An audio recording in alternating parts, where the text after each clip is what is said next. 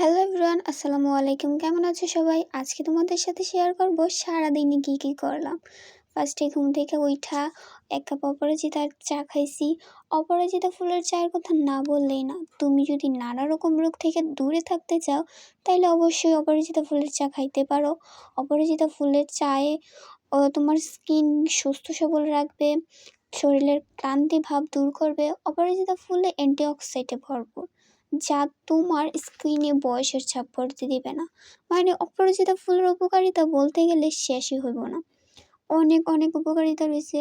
আর দেখো এখানে আমি বেগুনি কালার কিভাবে করছি।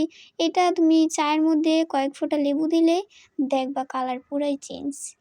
এই দেখো আমার কিটি, আমি যখন যখন যেখানে যাই কিটি তখন আমার সাথে সাথেই থাকে। মানে ও আমার সাথে না থাকলে মনে হয় ওর ভালোই লাগে না, এমন একটা অবস্থা। যাই হোক, আমার কিটিরে কেমন লাগতেছে তোমরা অবশ্যই কমেন্ট করে আমারে জানাইও। চা খাওয়ার মাঝখানে আমার একটা কল আসছিল যে আমার একটা পার্সেল আসছে, ওইটা পিক করার জন্য। আমি তারপর ওইটা পিক করার জন্য গেছিলাম। এই দেখো আজকে তোমাদের দেখাবো পার্সেল আনবক্সিং করে। আমি তো খুবই হ্যাপি, মানে পার্সেলটা হাতে নিয়ে আমার মুড পুরাই চেঞ্জ হয়ে গেছে। আমি পার্সেলটা খুলতে বসে গেছি অলরেডি।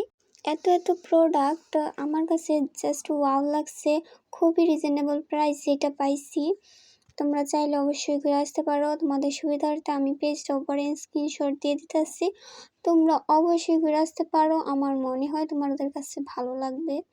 এটা ছিল একটা কম্বো, যেখানে 12টা প্রোডাক্ট মিলে একটা কম্বো করা হয়েছে। এটা স্টুডেন্ট বাজেটের মধ্যে রাখা হয়েছে। তোমরা যারা স্টুডেন্ট আছো এটা অবশ্যই নিতে পারো, দেখতে পারো। মানে অনেক ভালো প্রোডাক্টগুলো। আমি ইউজ করছি, একবার ইউজ করার পর আবার নিয়ে আসছি এখন এটা। এই সোপটা দেখো, এই সোপটা আমার কাছে অনেক কিউট লাগছে। জাফরান সোপ, যেটা ইউজ করলে তোমরা 2 শেড পর্যন্ত ব্রাইট করতে পারবা। এই প্রোডাক্টগুলো ইউজ করলে ইনশাল্লাহ কোনো সাইড এফেক্ট পাইবা না। আমিও পাই নাই এখন পর্যন্ত। সো তোমরা এই প্রোডাক্টগুলো ইউজ করে দেখতে পারো, খুবই ভালো। এবার চলে আসলাম দুপুরের খাবারে। আজকে বাসায় খিচুড়ি রান্না করা হয়েছে। খিচুড়ির সাথে 2টা ভর্তা আর আচার ছিল। একটা ধনিয়া পাতার ভর্তা আর একটা রসুন মরিচের ভর্তা। আর আচারটা অনেক মজা হয়েছে, দেখো দেখতেই অনেক লোভনীয় লাগতেছে। আর সাথে ছিল ডিম।